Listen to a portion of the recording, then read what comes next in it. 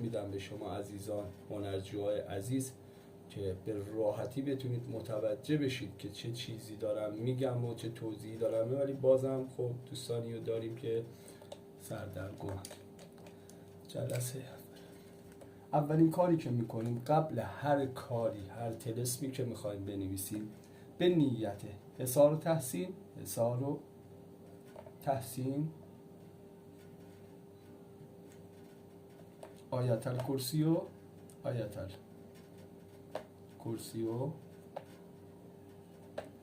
7 مرتبه میخونیم. درست؟ بعد اینکه خوندیم 15 دقیقه صبر میکنیم. بخور بودی خوشبو. 15 دقیقه صبر میکنیم. بعد اون 15 دقیقه دومین کاری که میایم انجام میدیم، بخور